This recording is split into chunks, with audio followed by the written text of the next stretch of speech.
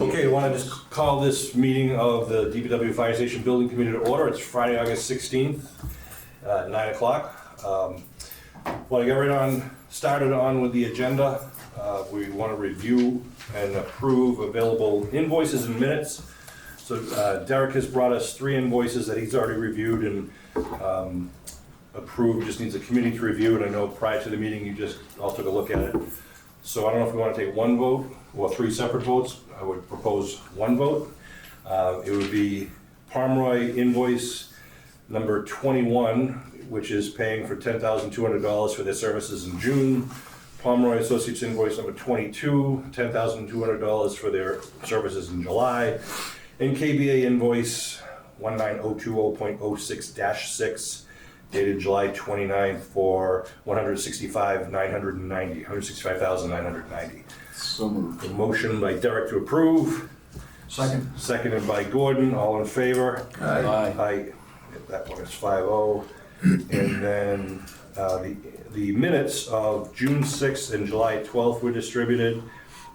Is there any questions about that, or a motion to approve? Again, we can take one vote or 2 separate votes. Make a motion to approve.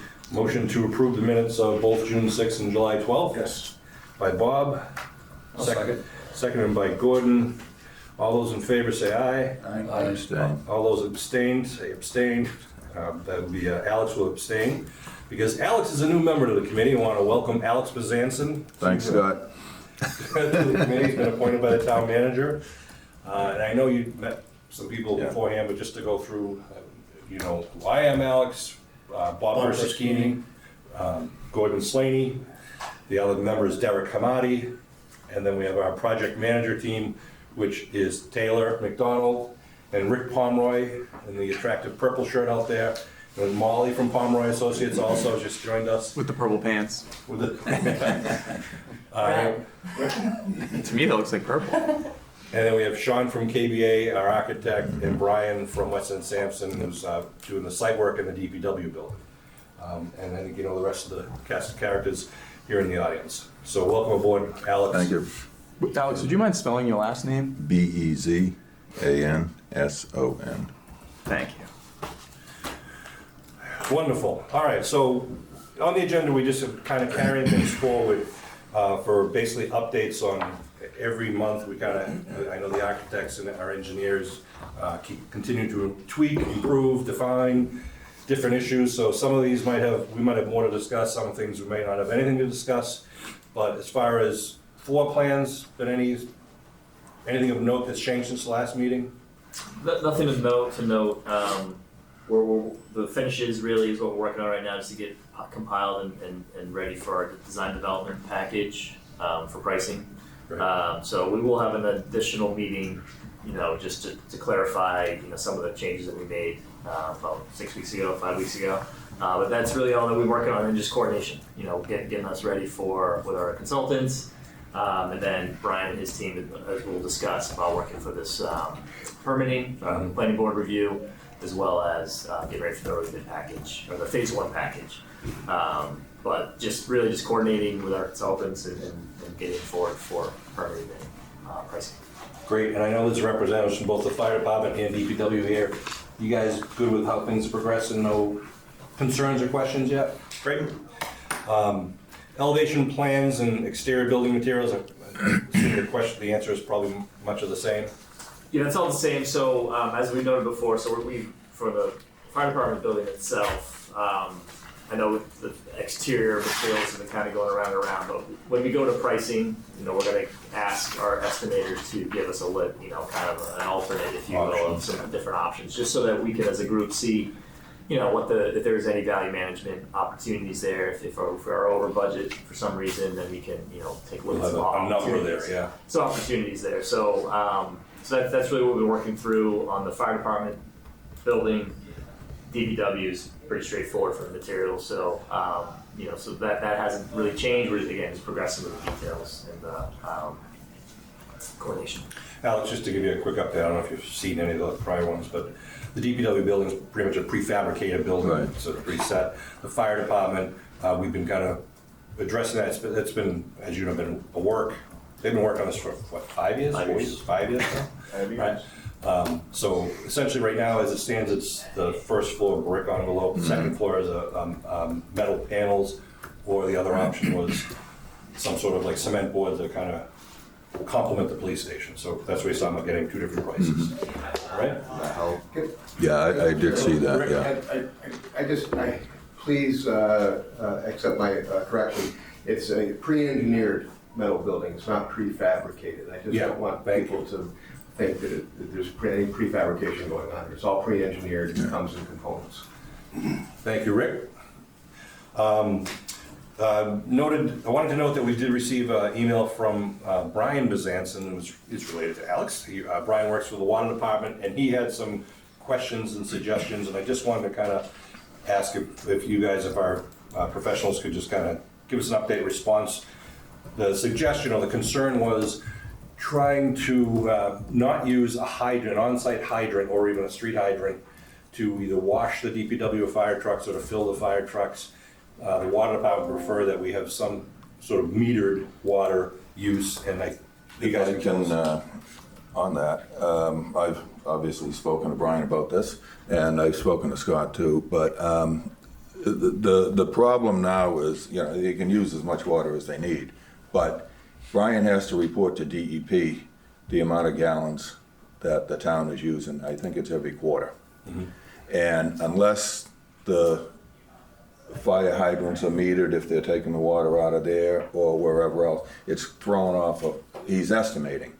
And the problem with that is, if he estimates too high, well, now we don't have water available when someone comes to us. So he wants to get an accurate reading on it, which may free up some water. Right. You know, they might be estimating high.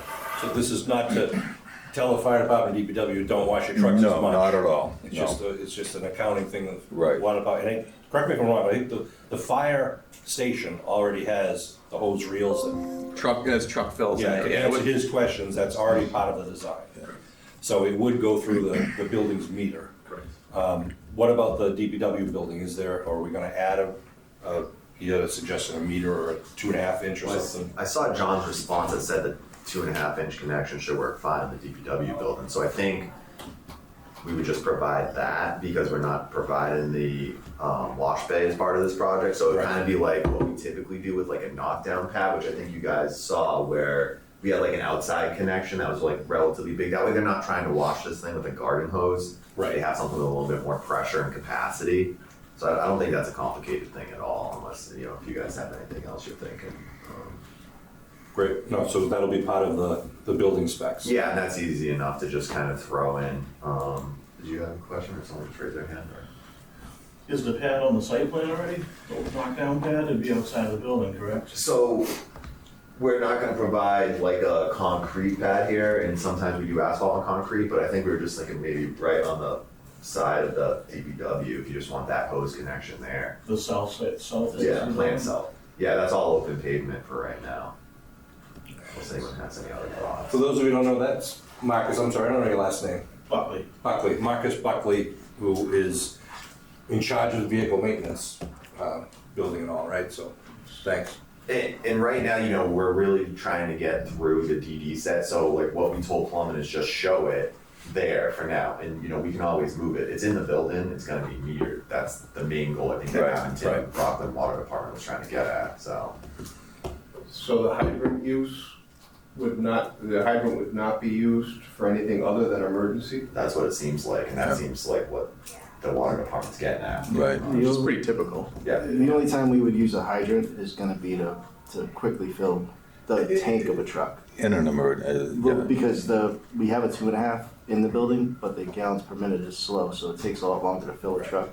It would depend on what the water pressure is. And then, yeah, it's gonna be PSI and gallons per minute, and then it's also gonna be, the only time we're gonna tap a hydrant is gonna be training.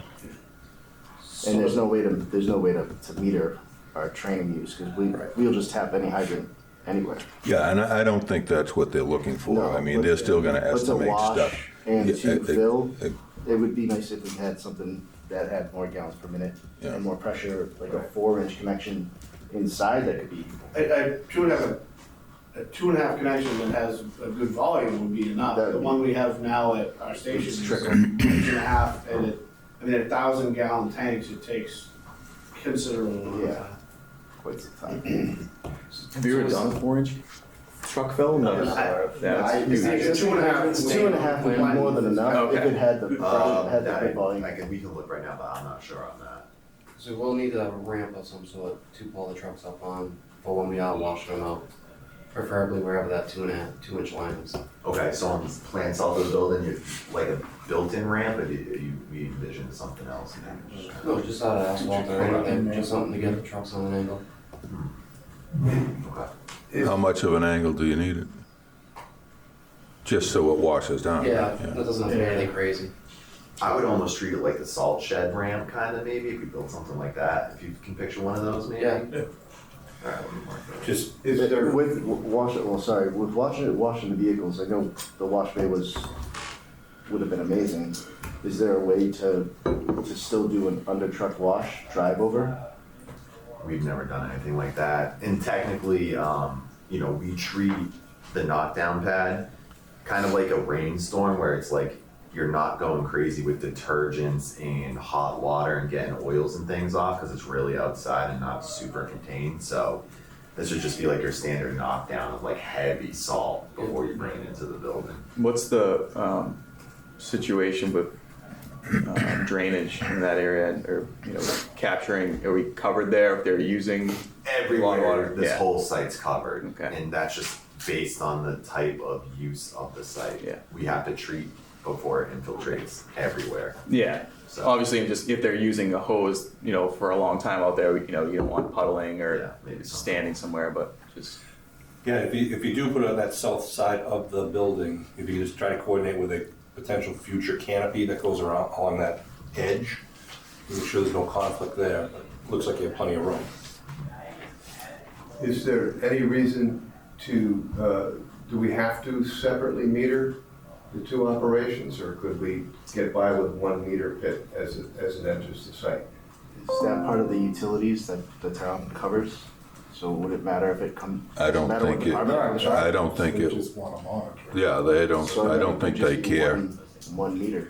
Right, but, so I mean, could we just get, because you're talking about 2 meters, 1 at each facility, would it make sense to have a larger meter in a meter pit as it enters the site, so you have everything covered? That we might have to leave up to the water department at the end of the day. Whoever, Yeah. Is it Brian Benson or Bison? Bazan's and his son. Oh, Yeah, So, sorry. so don't say anything bad about him. I just think maybe not connection, maybe not, maybe the size of the meter would make it more expensive. yeah, I don't It's know. always difficult because like I found like when you go to a 4-inch maybe meter pit, like it all of a sudden like you're saying triples in price because it's atypical, you know what I mean? Where you just keep them at 2.5, so maybe it might be cheaper.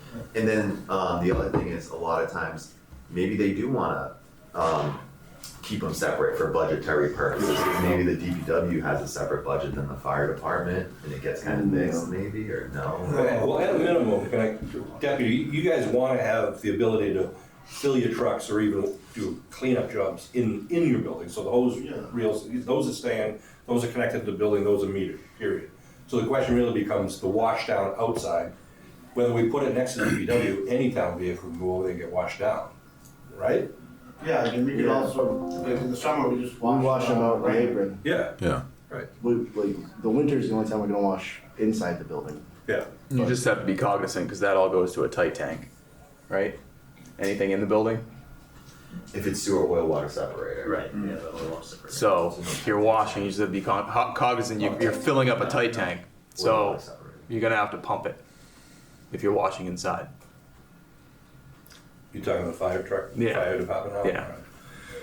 So we would need something outside of the DPW building with a small ramp and whatever it is, the 2.5, that would wash the trucks. Wash the town vehicles, let's just say that. The fire department still needs their water in the building as is, we're not changing that. Yeah, so that's understood. I think the question was the metering of it, so Yeah. we'll probably Pull it just back. keep it independent from the two, and then unless something comes from the water department. But we'll keep it as each building would be metered separately. my guess is gonna be they're gonna want them separate because I think it's gonna be extremely expensive to do. Right. 1 meter. Great. Okay, so we've addressed that with the water department. And then, Brian, I guess any update on the salt shed? Everything? Do you want Before we go there, Oh, Sean, sorry. it also says Central Street water main. Oh, yes. So I've spoken to Brian about this, and the main that's in front of, on Central Street is extremely old and pitted. And even though I'm not paving the street, it's their suggestion that we somehow and get that done before the building opens. We don't want a water main break right in front of the fire station, or block off going to Washington Street, or block off going the other way. So I've spoken to Scott. Unfortunately, there's no ARPA money available, but Brian and Crystal, I guess, are gonna get an estimate on what it's gonna cost. And then, you know, we've got a year and a half or so to see if we can find the money to get it done. I did speak with Brian too, and you probably know the same, that he said that the water main from Washington Street to the new Bridge. over the river is new. Is new, So it's right. everything from the bridge to Plymouth Street. To Plymouth Street. He said if we could at least get from Plymouth beyond Park Ave, Yeah, it would be good. yeah, ideally go to Plymouth Street, but at least get to Park Avenue. Right. But that's gonna be something I guess, Because we will have breaks there, he said. yeah. We will definitely have breaks. So potentially that's on a future town meeting. Right, yeah, Should be in their future retained earnings and their future plan. yeah, Water department. yeah. Yeah. So they're looking into all that now, but it's, hopefully they can get it done. Okay, yeah, we'll have to kind of follow this one, keep that on the agenda so we know their timetable and our timetable. Okay, thank you for bringing that up, Alex. Salt shed design, sorry, there you go. Do you have it? Is an update. So we're pretty much at 95% of this because we know this is going out. So if you can kind of see, I know it's like a glare here. So we have a sliding fabric door right there up front. And then on the right side, we'll have that retaining wall. So if you zoom back out in the plan, you can kind of see, you know, we have a cast in place retaining wall. So it's very similar to that Middleborough one that you went to. It doesn't have the blocks that kind of stagger. And then go to maybe the 3D, I think that'd probably be the best for everyone. So this is what it looks like without the site modeled, you know. That kind of helps you visualize it. And that's where the sand is on the left side of the building? I thought that was gonna be covered. That is covered. There's a canopy over it. Oh, okay. Did you say a fabric door? What did you say? A fabric roof or fabric door? Fabric both. Fabric both. Yeah, So what are the walls? The wood walls? fabric. Fabric. Yeah. Fabric walls, fabric roof. Yep. Fabric door. Yep. Okay. So Will you explain that? Because for people that don't know, We're not talking about linen. I'm trying to think if I have a photo of it, but I don't handy. So it's more of a PVC type. yeah, so it's material. a fabric membrane. It's pretty durable. It has a 20-year warranty. It's pretty thick. A lot of times people say, how come we're not doing a wood salt shed like you typically see inside of a highway? They're 3 times more expensive. They require filed sub-bids as well for the roof. Something similar. I think Mass Highway has one off for 120, I'm sure. Go to that one. So, you know, they're a lot, I would say, more durable than they used to be, where you see them kind of tattered or something maybe because, you know, it's canvas. Another thing is we go with the fabric door. So what they're just gonna do is just put it on a track with like cables and just, that'll be your thing to pull. You know, you'll have to pull it manually.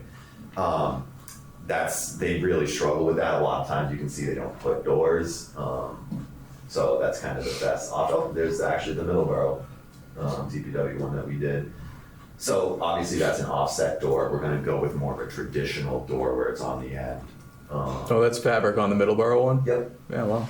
We have done the siding and that would be a little bit more of an upgrade, but you know, just trying to, I think, save money and still have that durability.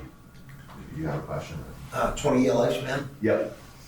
Steel frame, Yep. fabric cover, Actually, I think it's aluminum. aluminum, metal frame. Yeah. And then a lot of times that comes up, how much is it to replace this fabric? So I asked the gentleman from Calhoun how much it was. He gave me a quote. Another job is about $15,000 for the actual membrane and then the install. So you're not looking at a tremendous cost. Let's say 20 years from now, maybe it's $50,000, you know, to replace the roof. It's not terrible. But that warranty would cover everything up to 20 years. Yeah. So after 20 years, if it failed, it wouldn't be a gigantic. It's pretty comparable to like a roof replacement you would do on anything. Yeah. And there's no trees within the fall zone there, right? No, jeez, Seriously, I don't know. because that would probably not be covered by the warranty. Probably not. We'll have to make sure we trim the trees back in that So area. does that seem what you guys were envisioning? What is the wind rating of the structure? It's whatever it is for Abington, which I think is like 132 miles per hour for a Category 3 building. So what's the pros and cons of having a door and not having a door? Sometimes we do them, sometimes we don't. I would say probably 8 times out of 10 we don't do them. They rust. I know one town wanted it for security. They thought people might go there. It's an off-site salt shed. Like you said, sometimes elements get into it, but a lot of times these salt sheds are oversized so that way, you know, elements don't get into it. I think that's really it. It's really just security. Meaning the snow might blow in the first 10 feet. Yeah, or water potentially. That would really be the only 2 reasons. Off season, we'll be using it for storage, so that's why we want the door. So you can secure it. Yeah. You'd have other materials stored in Equipment. equipment. After you take the salt out. Correct, in the spring. Okay. And the door keeps the wind from pressurizing the inside of the building and blowing the roof off, right?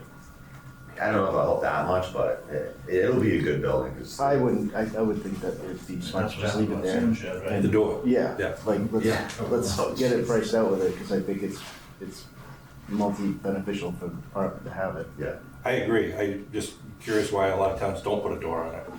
I just think if we can do it, let's do it. Yeah. Brian, what's the spacing on the supports for the canopy? Is there enough to get a vehicle in between them? They're pretty far. 10 feet. 10? 16.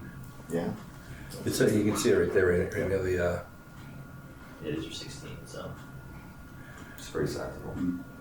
24 feet depth. do we know the height? I mean, it's tall enough that we can pull a, what are you parking under there, we think? We need to get the loader in there. Definitely the water. Oh, we might have to That's how big as we should look. Yeah, and the stock the shed. What size are those? Is that door? Here, put the loader under the canopy in the shed. Draw in the shed, the shed itself. So the shed door is 22 feet. Okay, so yeah, if the loader's going in the shed, we're good. But under the canopy, what would be your tallest thing or? The boom and chain holding the sander up to put it on the rack. What's the lowest point of that 8 E? feet is here. 8 feet. That's definitely too low. We gotta bring it Looks up. like the low point's at probably 9.5. Okay.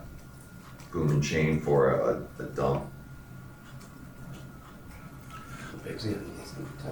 So Brian, you'll adjust that Yeah. canopy height to whatever. It's a little tall. Does can you guys confirm that height and just send it over in writing? I just want to make sure we get it's it. like 14 feet Yeah. or 16 feet, whatever you feel comfortable with. It's easy enough to move. It's not gonna change anything. Right. All right, that's good, but yeah, I think we're almost there because I know this is phase 1, so we've really been pushing on this. Yeah. And then the permanent plan as well, So so the low end's roughly 9.5 feet. that's at the truss. At first, right? Yeah. And I know, I'm sorry, we're running power to that, the salt shed building and the fuel station, because we need minimal lighting in there, but also for the spray machine. I'm sorry, I know I'm not using the right terminology, but whatever that thing is that you spray the salt with. The burn. Right, I know you had looked at this a little bit about electrical needs. Well, no, we just, we're hoping we could come from the police department. Yeah, which I think is what we are going to do, so both the fuel island and the salt shed are gonna be run off of the existing police station, and correct me if I'm wrong, also connected to the police station generator. Yes. Okay. Yeah, we have a conference call just with our engineers just to confirm all the amperage and everything next week. Yeah, so yeah, so they reconfirmed everything and there's enough slots to open, they just wanna get it all 100%, but yes. Great, Marcus? And added to the fuel island, there's also systems that monitor the fuels. Yeah. Pumps and tanks that will need some type of wiring as well. Yes. There was discussion of that, and it was gonna be 2 locations, I think, right? Yeah. What was that? One to vehicle maintenance and one to our office. Right. At the DPW office? Yes. So that's just a conduit that runs? You know, the conduits, I mean, most of those conduits would be run, that's what we're kind of coordinating right now, like the phase 1, it might be like a, I don't call it temporary conduit, but they'll be to one location and then we'll get it to the both locations at the end of the day. So in the interim, there might be a monitoring station, temporary monitoring station, but that's what our call is for next week, just to figure out where we want to put those. And is there a plan in place for, right now, there's a key system to monitor the fuel usage to each vehicle and stuff. Is that system just being transferred to the new site, or is that also being replaced? I can't remember exactly what we have with the meeting. Are we going to a fob now? I can look That's what we into have that. right now, little Yeah. keys. that you put- Yeah, so most likely, those would be maintained, and then when the new system comes in, we'll just do some programming. Worst case, they may have to be replaced, but most likely not, but it'll be a fob system. But most likely, they'll be reusable, what you already have. Okay. That fob system's designed in there now. Yes. Yeah, I mean, I know we had a meeting with the. Sorry, I meant the new design. Oh, Yeah, sorry. but Yeah, I can't remember if you guys, it's been a year or 2 since we had that meeting with them, but. I just want to make sure we have Give something. you a narrative on it to make sure you're okay, because that's going out mid-September-ish, so. Okay. So most likely this, like Brian, Sean said, the temporary monitoring would be some sort of conduit running to the vehicle maintenance building. Most likely, yes. Since we're gonna rip down the DPW building and it's a longer run. The Okay, system is monitored exclusively in vehicle maintenance right now. yeah, Yeah, so we'll just probably tap into that, and tie it to the new system on, on the other side. yeah. But obviously the future building won't be there, so. And that, Most of the work, sorry, Sean, most of the work is planned right, or site right, Right. on the drawing, so. yeah, that would be the only reason we need to cross over the police station property, is that conduit to get to the vehicle maintenance building, which, that just kind of monitors your fuel levels, not necessarily the usage, who's using it, how much is in the tank, when do you need to order more fuel, is that what it does? Well, what's in the building records the usage for the billing Okay. and also monitors the system for leaks and water intrusion. Okay. Could there be a wireless system where we put the master by the fuel depot and it sends signals to the maintenance building and the DPW building? I would think at this stage, and I'm really a More than student one of IT IT. matters, so. Oh, yeah. This That would would be be some sort of, rather easier. than running conduit all the way over there. I'll look into it. I don't know off the top of my head, to be honest with you. I'll actually ping the fuel out personally now, see if I can get an answer. Good point, Rick. Yeah, it would seem like technology has to have. You could actually get it on your cell phone, at home. You would think. I guess the only issue would be like if you're getting fuel in a storm and it was down. Well, it's on emergency It'd be on a generator. generator. I guess it'd be on a generator, yeah. All right. I'll look into that, but I don't know off the top of my head. I agree, they should have it, but then again, it's a fuel island company, and you know how sometimes they have weird quirks. All right, so if you guys in the DPW could talk with Brian about the height of whatever's going under the canopy, and you can see if there's a wireless system, great, we don't have to run conduits, just for the monitoring thing. Good on that. Just moving on then, new generators, we talked a lot about this last meeting. We want to at least create room for a future generator for vehicle maintenance, because the one you have there is 1983. So that is, I think, worked into the design. Well, you tell me, Brian, where are we with the generator? It is worked into the design. I guess whether or not that generator can be used might be the electrical engineer's thing, but we have space for all these generators and transformers and dumpster enclosures on the site, so. I'm sorry, use what generator? The one from Fire department. No, they can't be used. Yeah, They're single phase, Yeah. you need 3-phase for the better. So the fire department's generator and transformer are located there, but they're gonna service just the fire station. But are you, the current small generator that the vehicle maintenance building is connected to is in that little doghouse. So we're gonna have to leave that intact. That's it. Right, that's it right there, that shows, okay, so we're working around that, good. And then, We're able to make it all work if you, see, but if you zoom there, we have all that there, and then zoom up, we also have the DPW kind of utilities up top too as well, so. Right. The thought, Marcus, we just want to plan for the future because it's a whole complex. That if the town's able to get you a generator that actually services your building, I know it's not big enough for your building now. Runs about half of it. Just didn't want to make it impossible to add in the future. So, Throw it on the capital plan. Okay. Next year of the year, right? We'll do it. new generators, where are we? Any other questions about vehicle maintenance? We're good. Location height of retaining walls, fences, and buffers. I had written a memo and sent it out to everyone. I think it was after the last meeting. I think it was when Bob and I met with John and Brian. I think we walked to the cemetery driveway.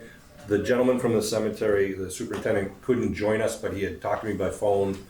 And I gave a copy of that memo to two of the members on the Cemetery Association, the Board of Directors. They're having a meeting sometime in September, just to keep our neighbors knowing what's going on and what we're thinking. And essentially, if you go down the cemetery driveway, there's a wooden fence on both sides of it. We're only talking about the fence on our side.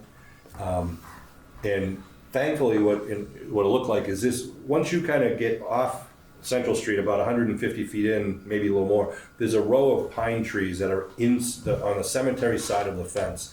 And those can stay right where they are. They're a nice screen in addition to the fence.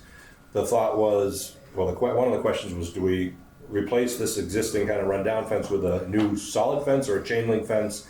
Cemetery preferred solid fence because it's a visual screen for when funeral processions come in. They don't have to look at the whole yard area. And it's a security issue now, benefit to us that people aren't just going to be looking through or climbing over the chain link fence. So the proposal was, or the suggestion was, replace the solid fence with a new solid fence. But there are also several deciduous trees on the town property that look like they're going to have to be removed in order to build this project because they're like right along the edge of the pavement, especially a couple of them down near the fire department building. So we kind of noted that, and I think I know the DPW went out and spray painted some of them, so Weston Sampson would have an idea. And I don't know if you guys took a look at that, or where are we? No, we included all the fence work in the permit submission, so that way at least the planning department and everyone knows what we're planning, and then we have the landscape plan that you guys did. So. Yeah, so now we're aware of the trees that need to come down for the project, that'll be on the demolition of landscaping and whatnot for the site work, but like Brian just noted, so we're replacing the fencing all along the western portion of the property. And I know we talked at length last time. It's not on these drawings, unfortunately, I don't have the other ones, but coming down to pretty much not replace, but add at the corner. I think there's a girl on here. You have those on your drawings right now. Yeah. So. We just wanted to own something for the cost estimate set Right. too. You know what I mean? Because a fence could add $3,000 to the project. So the plan is to use a wooden fence there? Right, on the western boundary. Yeah. And the eastern boundary, which is over near Mr. DiCarlo's property, there's currently a 5-foot chain link fence that the police department owns, which is gonna have to be removed. And then we would be putting in a new 5-foot chain link fence that would be between the driveway and the easterly property line, which Mr. DiCarlo is fine with. It would be, we would start at about 40 feet off of Central Street. And I believe it has privacy slats, just like Yes, the that's current what one. I have in my notes from last time, I recall. Yeah. Does he want those privacy slats? I think he said he did. Yeah. I think it was here last time. Yeah, He he was- Yeah. Just on another project, we went back and forth because they wanted them, and then once they saw them, they didn't like this black wall they were looking at. So it's Yeah, I thought you might want to be able to see. yeah, it's one of those things that sometimes it's good, sometimes it's bad. But We can confirm with that, but and as you go back further into the property near the fuel island, the property rises off-site, and there is an existing wooden fence that the neighbor owns. So we thought there was no need for us to add a fence. Certainly not putting a fence at the bottom of the hill is not going to serve any purpose. I met I don't know, 2 months ago with both Mr. DiCarlo and the gentleman behind him, Mr. Nigro, I think it is. Very cooperative, and I think as long as we just keep them updated, they've been great to work with. So those fences are shown on the site plan that's going to the planning board, because they're gonna ask. Great, But they're not part of phase one. correct. Right. Correct, yeah. Okay, then just general issues. Irrigation, do we figure out, are we tapping into the police department's irrigation system to take care of the areas in front of the fire station? That was the intent. Those will be discussed at planning and whatnot, but that is the intent currently, at least, as we get through planning and to understand, if all the plantings are gonna be maintained, specifically out along Central. So this is the plan here, so, most of it's some lawn-based, some trees, the flagpoles out here, some other trees, some shrubbery out in front of the watch area and the parking lots along here, the main entrance to the fire station. It's fairly limited, as we know, there's not much green space on the property, so it's more of just screening, so screen the generators, transformer with the bollards and plantings, and then at the back as well, and then some small planting area out by the DPW entrances, if you will, and then what we just discussed along here. So, but yes, limited irrigation, to tap in what's already on site. Right. And the ones on the right side we're just saving the existing trees, it's like 3 or 4 trees? So there's some salvage, and these are actually some proposed as well. Additional? Yeah. What are the big trees down there, Central Street, that you're? My only question is there any concern with line of sight when the fire engines pull out of the station? Just want to make sure that their view's not blocked when they're looking left. Yeah, the older renderings that we looked at didn't have anything large up front. Yeah, so we'll revisit that. Yeah, just as long as it's not a huge canopy there. Are these just placements for cost? Places for cost, and this would be a full-grown maple out here. Yeah, you might want to change that out. So we'll revisit that. Great. Any other? Well, what else do you have on your agenda here? General site plan. So, well, I guess permanent planning board's next, so I'll just give an update on that. Why don't we move right to that? All right. Site plan review with the planning board. Just to review, Conservation Commission issued their negative determination, so the next permit that we need to obtain is from the planning board. We have to get the special permit for lot coverage and the site plan approval with a couple of waivers and things like that. Yeah, so thank you guys for signing your sheets that you need to sign. So that is going in today. I have the envelopes I'm gonna drop down there tomorrow for the abutters. What we are requesting, just so everyone's clear, we are requesting municipal use within an R30 medium density residential. We're exceeding maximum lot coverage, which already was non-conforming. More than one principal building on the lot, which is already non-conforming in parking space dimensions to 9 feet. So So with the additional piece of land, we're still, are we less non-conforming? we're a little bit less, yes. So we're not gonna be more non-conforming? No, we're a little, yeah, but there is no stormwater on the site for the most part, so we're trying to put that hand at it, so. And Scott, the town's acquired that land now?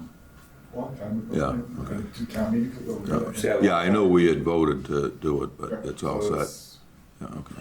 Might be a point of litigation, but. Yeah, well, that's my point, yeah. That doesn't make it, Yeah. that's just one. Yeah, The lot coverage percentage is lower than existing conditions? A little higher. Yeah, it's a little, sorry if I confused. So, yeah, so the requirement here is 25%. You're at about 68% now, and I think we're at like 69.05%. So it's not terribly much more, you know what I mean, because of that new lot, so. Yeah. It almost stays the same. Yeah. It's a special permit, as you said, we're improving the stormwater and the drainage and the environmental issues there. So, Oh, yeah. That's typically what the planning board wants to see before they grant that special permit, which is great. And we're also in a couple setbacks, so we're fixing that as well. The zoning relief for the municipal use in the R30 and the more than one principal building, we may not need. I believe the building commissioner had said we were grandfathered taken care of. We can confirm that. Though that would go to the planning board anyhow, would have to go to the zoning board. I think he said that it already is an existing. I spoke with him recently, he did. Yeah, he did bring it. it's an existing municipal use, so we're good with that. If you put it in your application, great, we can bring it up at the meeting. I think it's fair, you know, I mean, you're making a one-stop shop for the residents here, and I think it's a central public safety kind of complex, so. So everything's getting filed today. Today. And the hearing is scheduled for Monday, September 9, I think it is. Yes. Which will be over here. Actually, it's gonna be in here, it's gonna be in this room because there's a selectmen's meeting, I think, going on. All right? Yeah. So we'll prepare a presentation like we did last time. If anybody would like to speak, you're more than welcome to. Is town council gonna be involved with that? Or just with this? Yeah, with the site plan. Okay. I just wanna know who's the cast of characters? You're the cast of characters. Yeah. Okay. If anybody would like to comment, you're more than welcome. Hey, can you just email out a copy of the application so we can Of course. distribute It'll it? be a download link. It's pretty sizable. Yeah, we don't need the stormwater calcs. Sure. Just 200 pages. Yeah, 385 pages. Yeah, just your, I mean, if you guys wanted to move it to another location, you could go to the police station. If you think you need a bigger room than this. I'll talk to the town planner, because this would be the planning board sitting here, so we'd all be here. So it is a little tight. You might wanna go to the police station. Yeah. What else is on the agenda? Any idea? I don't. Check with Liz. Yeah. So we may go to the police department's community room. Considerations for electric vehicles. Do we need that? Do they have a screen like this in the police department? Just I think provisions, they have I think they something. yeah, just locations. There's provisions. already plans. in Readily place available to to the the police station. Yeah, but it's a code that But if it's already being put in, is it considered one big lot? We can ask Scott. I think it's per, It's per project. yeah. Yeah, Yeah, so but we haven't started What's that? we're bringing up electric vehicle. Under the new code, you have to provide electric vehicle charging. But we have, We're putting some, when this project's done, we'll have a couple at the police station parking lot anyways.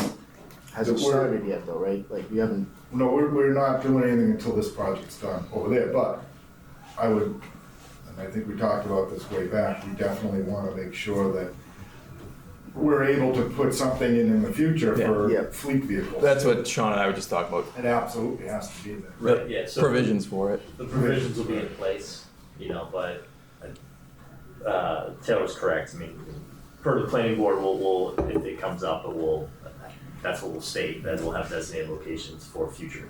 Yeah, and I think that what may come up because of the new Green Communities Act initiatives too, is that we wanna make sure that we say that by code, everything's designed to be solar ready, and, you know, we've taken advantage with some of the second floor windows for passive lighting or whatever we can tell them to say.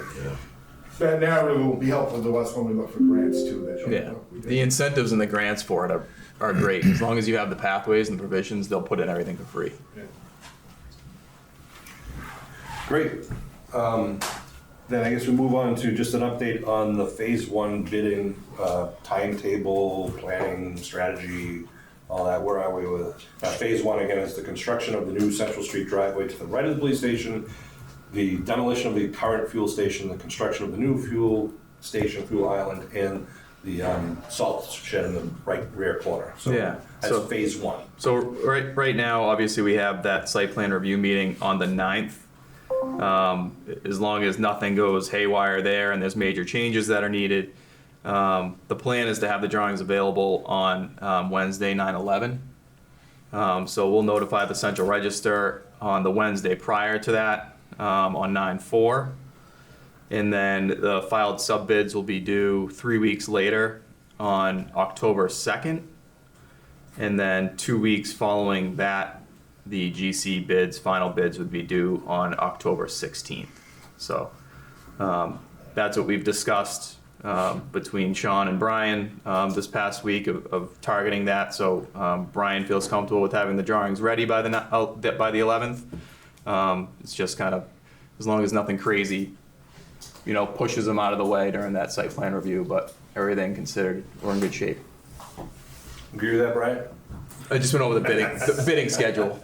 Yeah, no, I think we're fine. I think we have time to put it out to bid. You know, I think we assume 5-week bid period. Yeah. So if there is 2 planning board meetings, we have time to revise potentially. Yeah. I mean, we're only doing the salt shed and the fuel island, so I can't imagine it's gonna be anything wild. No, and typically if there was any sort of issue that they wanted us to kind of tweak or revise, I can't see any major revisions is coming out of the planning board meeting at all. But if there was anything, and they may vote to approve, subject to the submission of an updated plan. Yeah. You know, if they want to carry it on to the next meeting, just to look at it before they approve, Yeah. that's fine too. But, gives the planning board who represents the community another set of eyes to look at it. Sorry, Rick? This question, what do we have for file subbids? Just electric? I think it's just electric. Yeah. That's the nice thing about the membrane salt shed, because if you Yeah. went with the wood beam umbrella, you'd have to do a roof and file sub bid. No, you would really if you did. Yeah. And the fuel depot is, Nothing. It's, but the electric file sub bid will have to hook it all up. okay, and the piping for that is all within that fuel depot contractor? Yeah, Okay.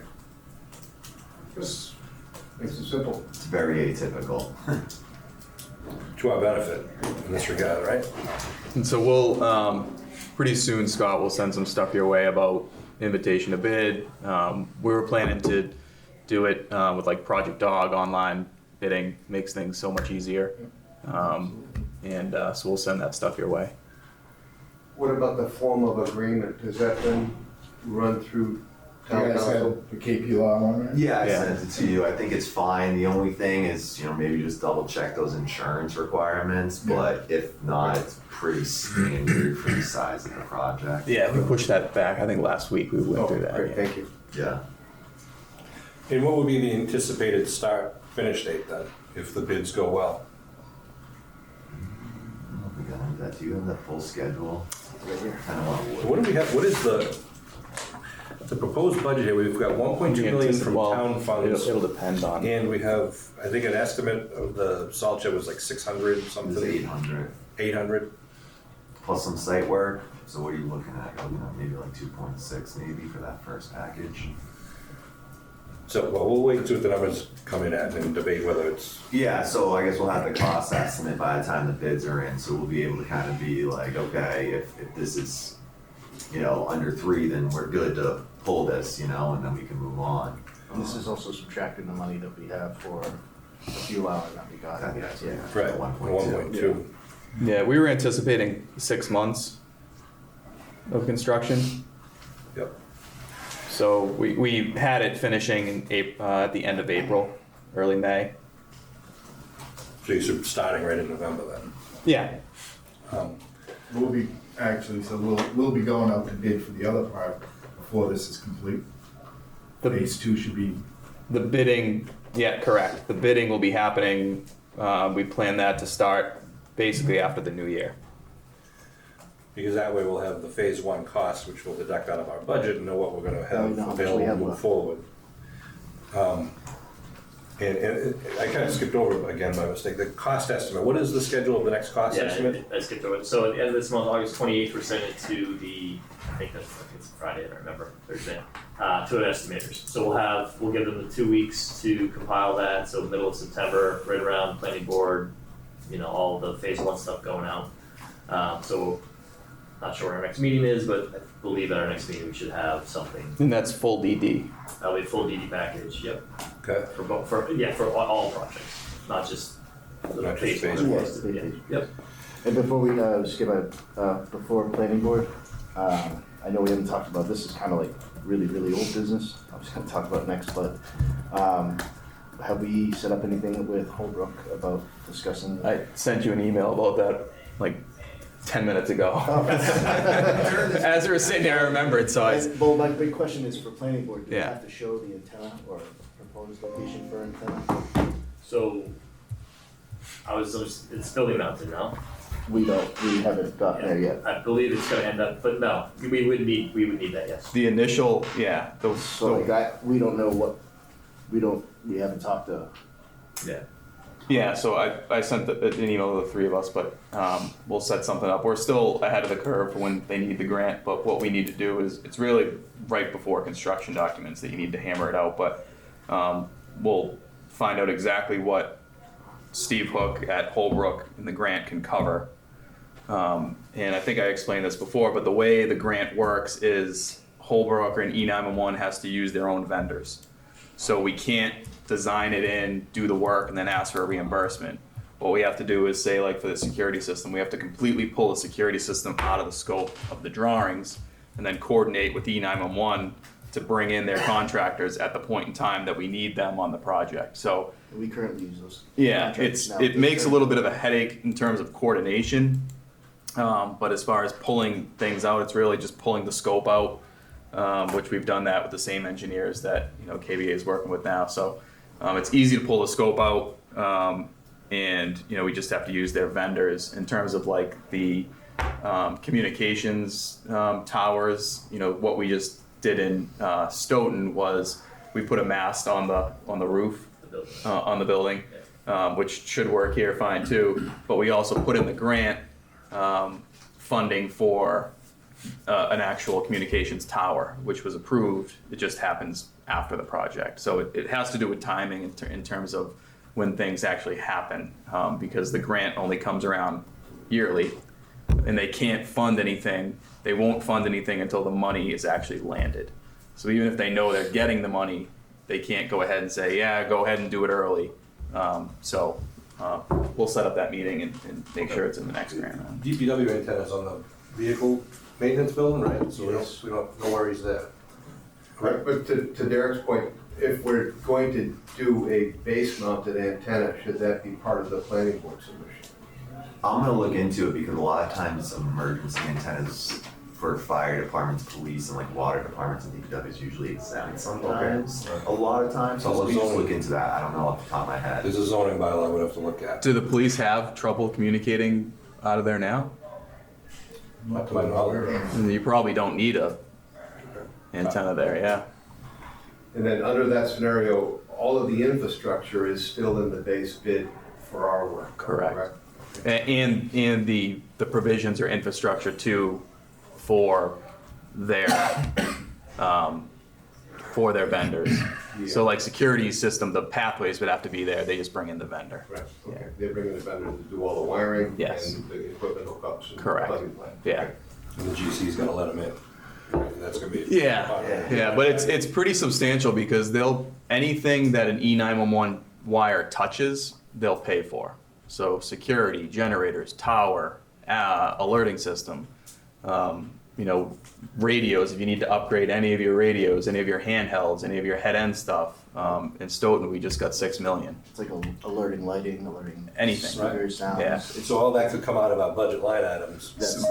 Yeah, That's the whole. some of it. Should that be the generators for both buildings or just the fire station? It'll depend on what they say. We've had them go back and forth on. But at a minimum, we'd have well, I don't know if it's a larger fire station generator or the one that you were expecting was good enough for both vehicle maintenance and fire, but that generator would be 911. Yeah, it would most likely be just the generator at the fire department. I can't see them saying Unless that. there's some sort of connection. They threw the generator in here. Yeah. But it was because something's coming out of our communication room or our server room that feeds police and fire. Yeah. That even So maybe that's why cover they the did it. fuel There's no island generator. connection. It could cover the fuel island generator, yeah. Because I that's would try. technically It doesn't hurt. Yeah. I would ask for Yeah. everything. They're really good about it. Steve Hook and his team are great about it. They'll put it in. They'll say, look, we'll ask for it. If we get it, we get it. If you don't, great. But So when do I think you should push that following that lead, because this is a campus, every single building interacts with one another during an emergency. So if it's as simple as a communication conduit between both buildings to say they're interconnected, so they pay for all the generators, Yeah. that's great. Well, I think it it wasn't was- just that it was interconnected, it was if something went down Yeah. here, Yeah. it was taking things Because down they're to the redundant. building. Yeah, phones. Because we also do the redundancy in our network. Phones, right? The network room in the fire department is gonna be the redundant system for here. Yeah. But, I mean, it all comes down to the narrative of the grant, and Right. exactly. like Taylor said, Steve Hook is very good at his team's very good at writing those, so. When do you guys think you'd know how much we could pull out of our budget? So that's the part that's tough. So they can give us a pretty good idea, but you don't know until you get the grant. So that's what we ran into Stoughton. It was tough to know, and I think the grant comes out every summer. So it just landed in June. So the next one will be in June of 25. But you wouldn't actually know until June of 25. There's probably some stuff that he would say, yes, pull that out. We would have a pretty good estimate. Exactly. At the time we're going out to bid for phase 2. Yeah. As long as we have this meeting soon, because it's just like anything else, there's gonna be multiple different types of alerting systems, and we have to make a decision on what's gonna be best for us, and then he would definitely be able to give us a ballpark. We would have a very good ballpark, yes. Great, because that gives us more wiggle room. Yeah. Yes. So we'll set that up soon. Okay. I just wasn't sure about the planning board and if the antenna was gonna go. I just don't want that to be a hang-up. No, I don't think Because so. currently the antenna we have, Where is this antenna gonna go? It's going to go on the roof? well, we don't.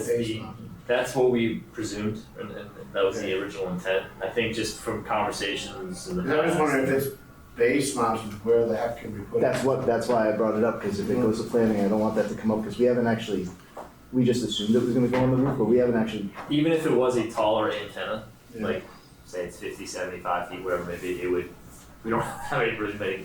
There's no way to put it. Yeah. Like we're doing something similar in Brockton, right? We're putting a 150-foot antenna in Brockton on the building. Oh, okay. So So it's going on the building? Then it can go on the building. Yeah, you're not gonna need anything Yeah. like that, though. No, well, I mean. No, I just wanna make so sure that we're not gonna have to find a place. no, we'll And this is another conversation we can have too, because the antenna we use is used by other departments surrounding areas. So Yeah. we can, well, when we talk to Hook, we'll be able to get. Is there any benefit or use of piggybacking on, the police have their own antenna too? Yes. The police have one and you guys have one. I mean, I don't know. And the police Having it also on our own. have one at our station too. Yeah, The police does? Yeah, because Yeah. they were having. We have repeaters. Getting at Walmart. Yeah. and then we also go to Philip Brown's tower off of North Quincy Street. And they'll come in, Allcom will come in, All comments to me. they'll do the propagation study for you for free. Yeah. So, All right, so one way or another, it's either gonna be an antenna on the fire station building itself. You may or may not be able to piggyback on one of the other towers. We should just put it on. the Yeah, I building. mean, that, Yeah. That's the option. Yeah. That's the only easiest option. thing. yeah, I think people are getting caught up with the word antenna too. It's probably gonna be like a 10-foot high pole. But it's not gonna be like this ginormous thing based It's not like a on cell tower. what's happening there, yeah. But, I don't mean to keep bringing up Stoughton, we just had a really good experience with them, but we weren't even showing an antenna on the plan, and we just told Steve, throw in a $250,000 antenna, and they approved it. Yeah. So like, we'll just throw one into the grant, if you get it, you get it, and then the only issue with the grant too is, whatever you put it in for, you gotta use it for. So if you put in, and get $250K for a tower, a radio tower, you can't use it to put in a basketball court, it's gotta be used for a tower. great, well, if you just keep us updated on the progress of those meetings, Yeah. that'd be great. North School, I had contacted John and said, I need you to have a plan, we need to see what we need, because that's another thing. Out of our budget, we gotta take out the phase 1 costs, we gotta hopefully deduct this credit for 911, but we also have to, what's the cost of, using North School, with, I have handouts. great, come on up, the, fencing, whatever. Just a rough sketch that we, four of us sat down with. You guys Thanks, want one? John. You guys want one? Thank you. All right. Just a rough sketch of what This is great. we sat down and come up with for the North School. Yeah, well, Oh, I'm sorry, Sean. no, I keep passing it away. You guys want one? So, one thing that they told me, that the school department basically said, or I don't know if the school department told you or the decision was made that we can't use the inside of North School. Wait, what? Well, First of all, the school department has the Well, control the of police. the inside. Sorry, the selectmen, because, you guys went in the building. Yeah, there's so much mold in there that it's not. So roof's leaking and all. directions. I'd rather not send people in there. There's so much mold. That bad? But the power is on in the building. Not that they're using them for anything, but, so what do you have? You have fencing? 1,200 feet of fencing, 6 Connex boxes, job trailer, 2 vehicle gates, a pedestrian gate, security cameras for our equipment. And we situated the Connex boxes in a way that might block out, make it less of an eyesore. What's the job trailer? It's a place for the guys to go after when they come to work, change into their gear, whatever they're doing that particular day. Place to hold our keys, the truck keys. Brian brought it up. It was a good idea. Yeah, because we currently leave all the keys in the vehicles now in the garage. We're gonna be parking them outside. Keys are gonna be, we need a central place to keep them. Can't leave them in the trucks. Do you have bathroom facilities in the job trailer, or? We were thinking porta potty. That's what we were thinking, just to save them cost, but we're gonna need a place for the guys. It's like a muster room. It's not gonna work in the winter unless you got a Yeah, decent they're gonna have to come back to the office. porta Well, you could, you can get them with bathrooms. Yeah, what's that? You can get job trailers with bathrooms. potty. Yeah. Yeah, then we have to hook up water and Yeah, so, Is I haven't been in the school at all, but on the right side, is that a gym? yeah, that's the gym. Is the gym in really bad That's shape? what we were hoping to use, and it's Multiple water leaks. Really? yeah. That's what I was thinking. If you could cordon off at least part of the Right. and keep it That's what clean. That's what we were hoping to do. Yeah, but it's bad in there too. Yeah. the school head maintenance director had the boiler inspected. The boiler inspector walked in and started choking. There was so much mold. So, Jesus Christ. So classrooms can't be used? nothing to use. Right. So you gotta store everything there or down in your, the building So- on Summer Street or whatever? Summer Street, and then we were thinking some hard stock that we don't use too often that is currently in the yard. We could utilize the old saw beds off of Charles Street. They're empty, they're out of sight. We have some items that we could store over there. Just built the DPW. The old sewer beds are like basically an open field area. Less likely to be stolen. Yeah, before the town had town storage, it was like a community septic system. Oh yeah. So we would need to have, just going back on the timetable, we would want to be off, the DPW off Central Street by January, end of January. what? This coming January? No, I'd say spring. Yeah. Oh, I'm sorry.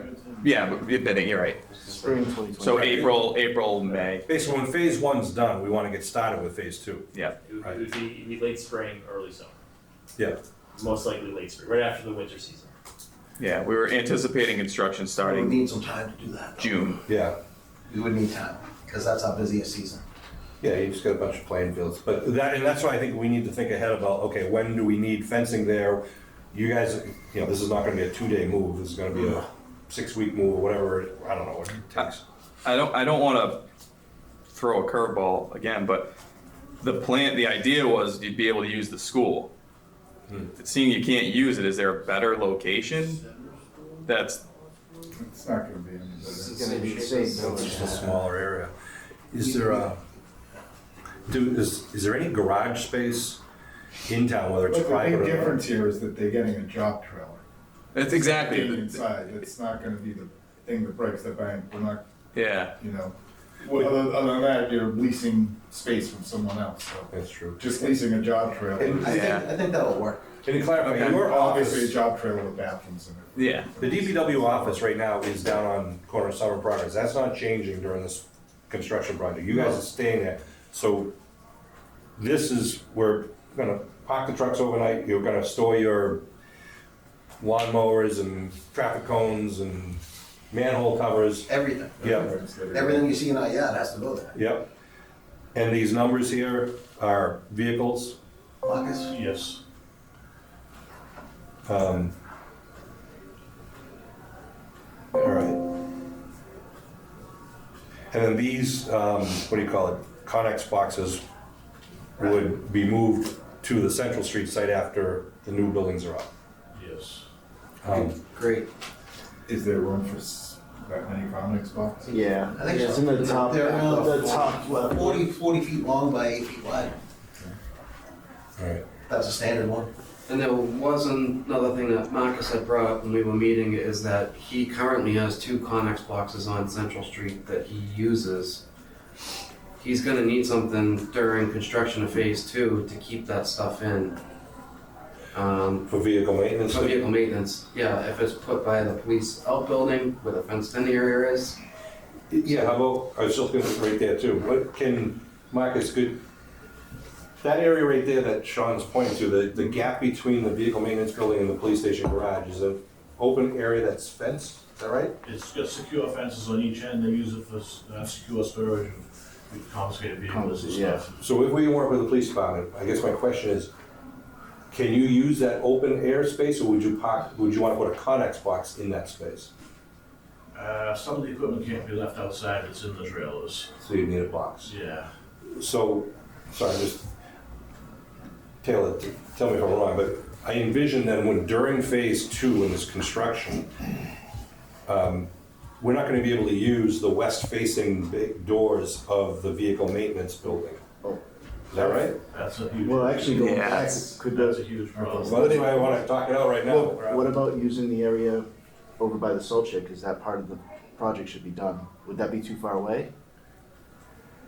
I mean, That's what we like, gotta- there's a that's lot what we of- gotta do. Right. Like between That's the not a fuel bad idea island, over there. because if that area is already gonna be complete, why not just move the stuff you need immediate access to there for you guys, as many as you can fit? Put as much You stuff will over be able to there. As put much some as you can. Trucks under the canopy too. Right, yeah, you put as much stuff in that area. So you don't have to move it all over. Yeah, we had talked with Sean about that. That's a good There's idea. much stuff that we could put on the Keep it on site. Yeah, because the right of the you're, road. you're right, is everything to the left of It's gonna be is, demoed. we're gonna, yeah, it's all gonna get blown up So there. as soon as the right side is completed, try to fit as much as you can that you need. I mean, we could even have them graded out a little better over there to Well, give you, it already kinda was, you cause know. we had the future site for you guys have a Building. future building Yeah. Yeah. site, so should be graded out anyways. Yeah, right, nobody else. So we could use that whole area for, Is that graded out there, that future building site? That's what we have, Sean. Yeah, okay. So you could park or store some stuff right there. And realistically, we've had to deal with this on multiple other jobs where, yes, the maintenance has to stay open, so maybe we offset a temp fence, like maybe 60 feet in front of your base, so you can pull people in and out or Yeah, something. because the west So- side of my building, there's 2 of my bays and my truck lift are Yeah. only accessible from the west side of the building. So I think we should provide a phasing plan as part of this project. It's not gonna be maybe as intense as certain things, but maybe they might have to move the fence once or twice, the temp fence. I think we should have them carry, moving that a couple maybe times. asphalt in front of the west side of his building, and then fence it, and then let them go to the rest of the site. Yeah, these are things we need to talk about now so we can get that into the bid docs, but The estimate, for sure. coordinate this, how are we gonna keep this site operational for the police and vehicle maintenance? But yet the GC is gonna wanna have liability, concerns. So, talking this out, if we would like to start moving stuff, assuming the bids go well this fall, which we assume they will, for phase 1. Well, we're not gonna move stuff off of Central Street until we know that we have a contract for phase 2. Right. Right? Which would be, We're kind of in limbo until we get the cost estimates and the bids back. Right. Because we need to know that number before we can really do anything else, so I would suggest that we just keep this as an open option. Yeah, I mean, your contract for phase 2, you really wouldn't have until March or April of '25. because this, correct me if I'm wrong, but the fencing and the Connex boxes in the trailer are something that the town, this is not a phase 1 or a phase 2 part of the contract. This is a separate bid thing that we have to do to get this equipment on North School. Or are we including this as part of our, It's coming out of the job budget. oh yeah, it's coming out of the job budget, but we, who's going out to bid? I mean, fencing is on the no bid list, and I don't know if Connex boxes are or trailers, but who's gonna get those and put those in place 3 months before we need the site to be cleaned out? You know what I'm saying? How do we coordinate this? I was thinking that you could incorporate that into the general bid, but then you're paying an overhead and profit to the GC. If you really think about it, we have to purchase some of the Connex boxes, right? Yeah. So they're gonna come delivered. Right. They're gonna come delivered, Delivered, so yeah. really all you're talking about is fencing off the site and a job trailer. Right. So it would seem to make sense to do it directly, you know, we can work with you and help you out with that too, and save on all the markup. I mean, we're purchasing them, like you said, Rick, there's no reason why right after phase one, if we're, you know, pretty fairly certain we're good, just start buying them. Yeah. And land them there. Yeah. Is the fence temporary or permanent? Temporary, right? There's no fence around that site now. And you want it removed when we're done? Yeah. I'm surprised there wasn't a fence around that site, being in that neighborhood. There wasn't one. It was. Yeah. Okay, so that's something we're gonna have to, again, follow up with and have that, again, I don't know how long it's gonna take to order the fence, have it set up and get it lit, but it has to be ready timetable wise for move. And the Connex boxes, I drove by there at night to see what kind of security lighting is there, and I went down on the Adams Street side. There is a floodlight on Adams Street that shines over the building. It's like a yellowish floodlight. It looks like it's enough light, but you might want to take a ride, anybody, at night. I didn't go around to the other side of Plymouth Street. So I don't know that we have to add lights, but I do know that the power is on the building, because I did talk to, what's his name, Wayne Nolan. And so if we have, well, I guess we will have to tap off. Tap off of that into the trailer. Right. Yeah. Temporary power. Yeah. So that would have to be also, Marcus? We'd have to do that early, yes. And with power on the site, Access being points going or- through a winter there, last diesel Yeah. trucks don't like being extremely cold. You may need enough power for block heaters. And we have down the system. Well, that's what you want. Yeah, and I would get in touch with Jason Lynn, the school, about working in that building, because he's already had an issue getting one contractor in there. can I ask you guys to kind of put down this little list of bullets of things you think we might have to have in place, including these electrical things? And Okay. maybe talk to Jason. Cameras, security, anything. like Yeah, and then Wayne Nolan, who's our IT guy, might help you with some cheap I could cameras. be wrong, but I believe the boiler people that came in didn't complete the project because they got sick being in the building. That's great. Because the heat's inoperative in the building. Right, but the electricity's working, Yes. so, Yeah. So they need to tap it. How long is that? Yeah, if somebody needs to go in there, run wiring for lights and cameras and stuff, they may not be able to put them in there. It was pretty bad 5 years ago. Yeah, um, yeah, that had been. yeah, I mean, I don't know, Time. I'm not an electrician, so I don't know. Can we run it outside, temporary services? Why'd you go in there? Was it a thought of We a had possible to- location? Because of the heating. well, Park that trailer as close to the building as you can, so we don't have a long Then run. we had asbestos everywhere. Have the trucks that need the, what do you call them, those block heaters in that same area? That's what I'm thinking, everything is, even the security cameras are on tripods mounted to the roof. And you just run your cable along the roof, you jump off of power someplace, and everything is exterior, and then you get a power feed to your job trailer. I hate to be negative, but the membrane's separating from the roof up there, so you have to be careful where you try and mount it. Well, we can put tripods and then cinder blocks, you know, to hold, you know. Wayne has done all the cameras here, almost everywhere, right? So maybe he'll have some ideas for us. We pump up there for training every once in a while. It's dirty enough to not fall through. It's, you know, it's temporary, we don't wanna spend a lot of money on a security site, no one's gonna be there overnight, but it is also a place where a lot of people drive by, so if something's bad's happening there, hopefully there's a lot of eyes and ears on it. So if you guys can kind of work out what you think, because I think we gotta get ahead of this and just have it ready timetable-wise. Yeah, I would take a look at trailers, jobs. I mean, you guys want to be comfortable. You're there for a year, or more. So I would do one with bathrooms in it. You know. Get a double wide. As Brian alluded to, Yeah. we need water.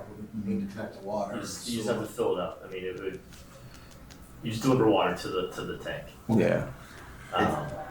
It's not as expensive as you think. I actually got a quote from Eagle Leeson on another project, and I was much cheaper. It was like, 3 trailers, like you're saying, like a locker room, one with bathrooms in it, and then like a lunchroom kind of. It was Just like just $3,500 a more, month. Yeah, it's cheaper than you think. Look at American Mobile Homes too. So if we do that for like a year, I mean, okay, yeah, you have a $60,000 line item, but it'll be much It'd quicker. be a good place to put out PPE and Yeah. things of that nature. Like we use American Mobile Homes for fire stations a lot when we have to rehouse them, and they're the same company. You probably see if somebody has like a house fire, they're parked in the front of their yard. They're nice units, and they're relatively cheap. Yeah, we just had one at our Yeah, office when we did the force main project. yeah. It's pretty cool. All right, if you guys can work on that and kind of keep myself with the committee and Taylor and Brian, Sean kind of in the loop. Yep. Want to kind of stay on this so this doesn't slow us down, so that the site can be vacant when we need it vacant, the Central Street site.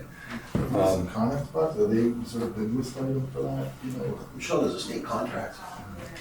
There's gotta be. I think FCAM. You can get them on FCAM too.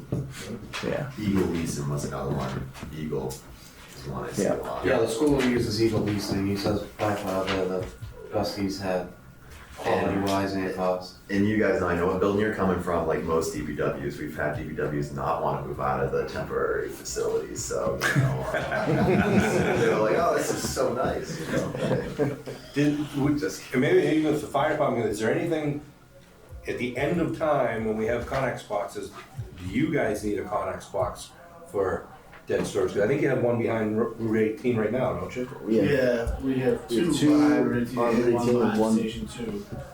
Is that, Hopefully with the, new fire facility, station, they're we'll gone. be keeping everything inside. right. Well, at least with the Our issue is gonna flexibility, be where we can put our trailers.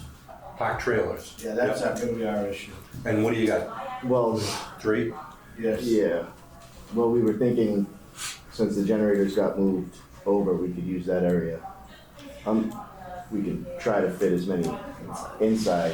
Other issue's gonna be, one of them requires power, and the other one would be better if it had power to it, to maintain it. We could also try to see, Well, we have site lighting. we so could also try We could to, have convenience. ultimately, when the project's done, we could either try to use some of the space by where the Conex boxes are, or where that future site Yes. for the building is gonna be, since Right.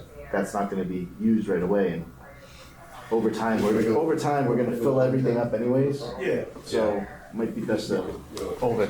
I mean, you can pull power off the salt shed. You can pull power off the fuel island. Yeah. Just leave that trailer over there because you're not using it all the time. yeah. What's that, your hazardous material? Which one is that? We have We have- ISU, which, We have a confined space trailer, a trailer that we have that has our UTV in it, I'm hoping we can keep it inside. We'll see, and then we have our ISU trailer, which is like, they've got columns and. ISU. instant support. So those two trailers, we try to keep powered. Yeah, so I was One of them gonna say, has to stay plugged in. should we be thinking of if okay, that's gonna go to the other salt check, because that's a power source. Make It's sure an we have easy, it. it's a 110. I mean, it's, Run. a lot of it also depends on where we're at with Station 2. Yeah, That's storing it there gonna too. remain Yeah. a town building, and we can store something there, that's gonna free up space. That would, I know our committee is hoping that the town will hold on to Station 2, because we're gonna need it for storage of items just like that. Not only for the fire station, But fire other department, but other departments, departments, yeah. I mean, that'll change things a lot, because they're not frequently Yeah, used items, so we could respond to that station and grab them. right. And that station has new boiler, new roof, and everything, right? You just said roof work, new boiler. it's got the new It's got generator. its issues though. It's still Yeah. a work in It's progress. a storage building. Yeah. Yeah, It's being used for more than it should be now. Yeah. So, all right, moving forward, I think we should kind of all, the town, think about what would we use Rockland Street for, and where would we park trailers? DPW has trailers, police department, I think they've got the space that they need, right? So we'll follow up on that stuff. Anything else? I mean, phase 2, phase 1, we kind of talked about. So next thing really that's gonna happen is the planning board hearing, and then going out to bid for phase 1. Would we need Follow to, soon after that with the cost estimate. would there be any reason that we need to get together right after planning board, or would we just wait till, Unless there's any major issues. I think we'd wanna meet right after the cost estimate comes in. that's what I right? was thinking. Like end of September, you said maybe mid-September it's coming So out? we'll get it mid-September, so probably the third week of September should be fine. So, are we sticking with Tuesdays or Fridays? What was Fridays? So maybe September, what's it, 20? 20th or 27th? I can't do the 27th, but I can do almost any other, day of the week, but just, how are we doing as far as availability? Is Friday still the better day, Tuesdays, Wednesdays, what are we? Doesn't matter to me. Yeah, I do actually. Might as well just keep it Fridays, right? So I can't do the 20th, dude, I can't. You guys can't do the 20th? Would October 4th be too far out? Let's see, estimate, Change. Estimate will come in, what, around the, estimate should be in. 13th. 13th, 14th. we're gonna want at least a week to go through it with you guys. So, So the week of the 24th is the first open, and then it's either, but somebody over here said they can't do the 27th. I can't, but What about, I could do Thursday the 26th if you want, I could do, it would have to be afternoon then, but, or we push it to the 4th. I can do either, I can do the 26th or the 4th. I can do the 4th, how's everyone looking at the 4th? Maybe that gives you guys an opportunity to review it, you guys can then forward the cost estimate to us prior can to the review meeting. it. We can Yeah, review it, yeah. and then everyone will be here on the 4th to discuss it. Yeah, I think if there's any, if we get it back, Show them we're gonna meet. exactly, if we get it back and it's like, holy shit, then we'll meet. You know, but if Yeah, we it's, can call a meeting. yeah, But for right now, let's schedule a meeting for Friday, October 4th? Is that good?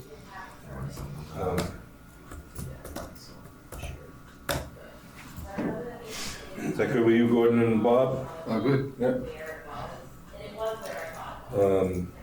And like if something does come up, we will alert you of any sort of, I don't want to call it an emergency meeting, but a necessary meeting before the 4th of October.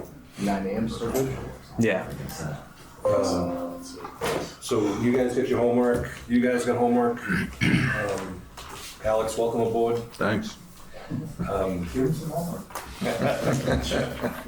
Anything else, new business, old business that we need to bring up, mention, any words of wisdom? Everybody good? Otherwise, did a motion to adjourn at 10:24? So moved. So moved by Derek, seconded by Gordon. Oh, Bob beat you. Adjourned at 10:24. Thanks, everyone.